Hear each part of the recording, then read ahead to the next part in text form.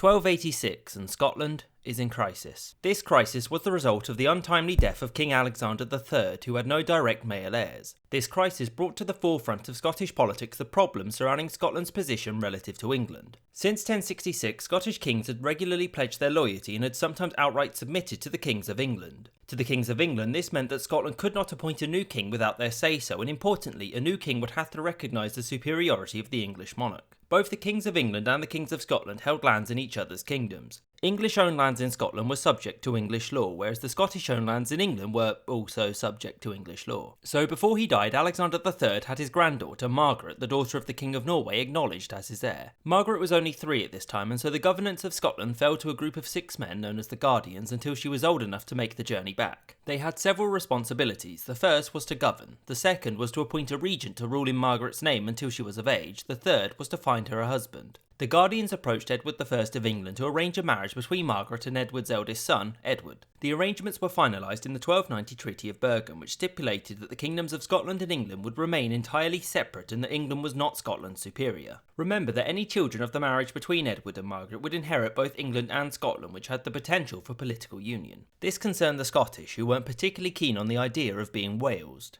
The worries around future offspring became moot after Margaret died later in 1290. This had the effect of plunging Scotland into another succession crisis, which saw 2 major claimants. The first was John Balliol and the second was Robert Bruce. The process of choosing a new king is often referred to as the Great Cause, since it was kind of important. There were worries about the potential for civil war, and so Edward I was invited to adjudicate and select one of the 2 as the next King of Scots. He did so on the condition that the claimants acknowledge him as their rightful lord, which they did. In 1292, Edward sided with John Balliol, so King John's reign was overshadowed by Edward, who often asserted his own authority over Scotland as its rightful lord. One way he did this was to give English courts jurisdiction over Scotland. He also demanded that Scotland, as his vassal, had to provide men and money for the war with France. The war had started because Philip IV of France had declared Edward's possessions in France were forfeit, and war with France was expensive, hence why the Scottish wanted no part of it. The continued humiliations by Edward were too much for John's lords to bear, and so in 1295 they took over governing the realm and appointed 12 men as its guardians. One of the first acts by this Council of Guardians was to sign a treaty of alliance with France in the same year. The next year, King John renounced his homage to Edward, which was, to put it lightly, upsetting to him. To Edward, this was nothing short of treason, and so, invasion. The English and Scottish armies clashed at Dunbar, which was an overwhelming English victory. In the wake of Dunbar, the Scottish army collapsed and was scattered, and many prominent Scottish nobles were imprisoned.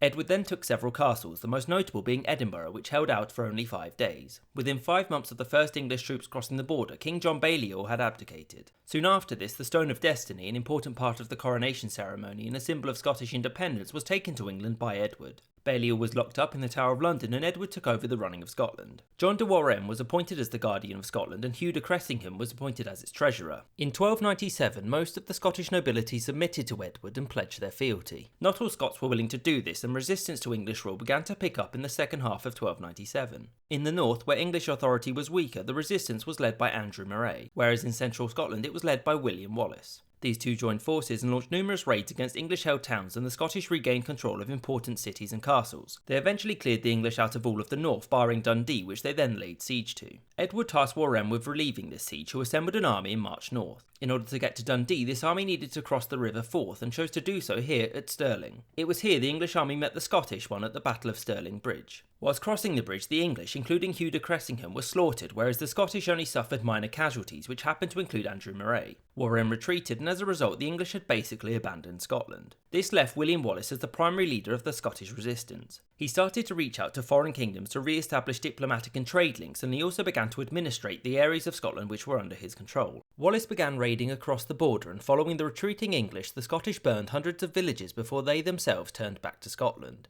Wallace was appointed as the Guardian of Scotland and began to prepare for Edward's inevitable retaliation. Edward was at this point fighting in France, and after making peace with the French, he returned to York, and in mid-1298 he and his army crossed into Scotland. The English and Scottish clashed at the Battle of Falkirk, which the English won handily, mostly due to Edward's use of Welsh longbowmen. Wallace was forced to retreat and his reputation was in ruins. He was replaced as the Guardian of Scotland by 2 men, the first being a man called Robert the Bruce and the second being John Comyn. The 2 hated each other, and it wasn't long before Robert the Bruce resigned. Fortunately, Wallace's early diplomatic efforts had paid off, particularly those with France and the papacy. The French king took custody of John Balliol, and the Pope ordered Edward to halt his advance, which Edward promptly ignored. Fighting continued intermittently over the coming years, and it was during this, in 1302, when Robert the Bruce pledged his loyalty to Edward. In 1304, Edward struck a decisive blow and the Scottish nobility submitted again. William Wallace did not submit, however, and he continued to harass the English. This harassment continued until 1305, when he was captured just outside of Glasgow, taken back to England, given a show trial and executed.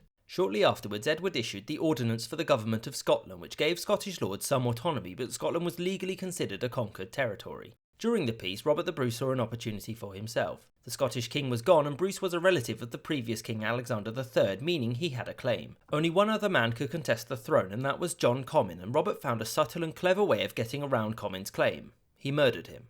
Robert made the mistake of murdering him in a church, which the Pope did not like, and so, excommunication. A month after Comyn's death, Robert the Bruce was crowned King Robert. Many of the Scottish nobility weren't happy with this, and after some fighting, Robert fled into exile. In 1307, Edward I died and was succeeded by his son, Edward II.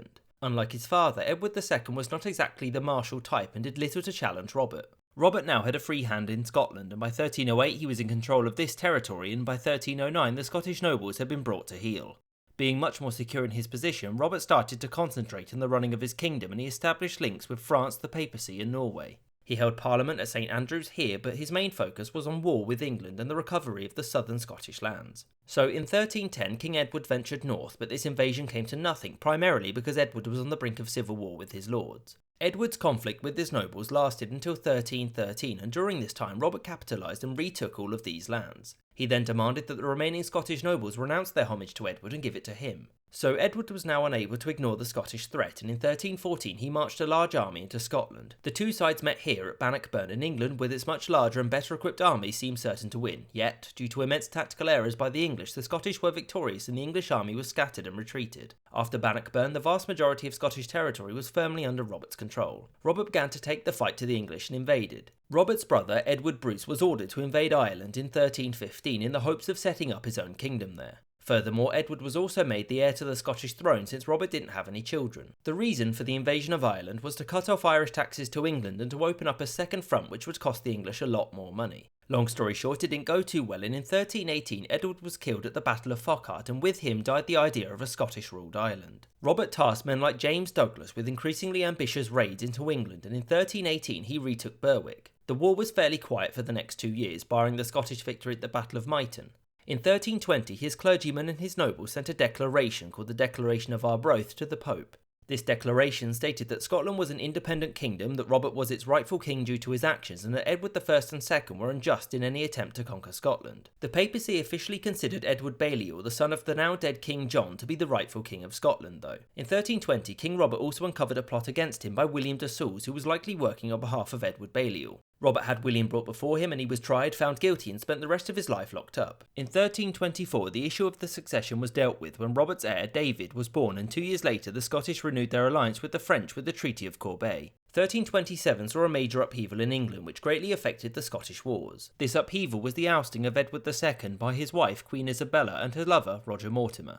Edward was forced to abdicate, the first English king to ever do so, and he was replaced with his son, Edward III. Edward was too young to govern on his own, and so the running of the kingdom fell to Isabella and Mortimer. Both Mortimer and Edward wanted Scotland back under English domination, and so in 1327, invasion. This invasion went terribly, and the English were forced to sue for peace. This culminated in the 1328 Treaty of Edinburgh-Northampton, in which both sides agreed that 1. Scotland was independent and not under English overlordship. 2. Robert the Bruce and his heirs were the rightful kings of the Scots, and 3. It settled the border between England and Scotland as being this, i.e. the pre-war border, meaning everyone died for nothing. In return for all of this, the English were to get a sack of cash. Edward also agreed to return the Stone of Destiny, but that took a bit longer than expected, by which I mean it wasn't returned until 1996. So the English nobility saw this treaty as completely humiliating, which is why ultimately the peace between England and Scotland wouldn't last. There are many important legacies to the First Scottish War of Independence. Two major ones were the affirmation of a Scottish identity and the establishment of the Old Alliance, which meant that any English war with either France or Scotland would become a war on two fronts, which unsurprisingly happens many times in the coming centuries.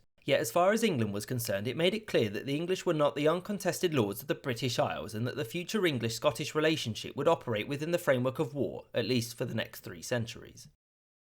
I hope you enjoyed this episode and thank you for watching. There are some books in the description if you'd like to learn more.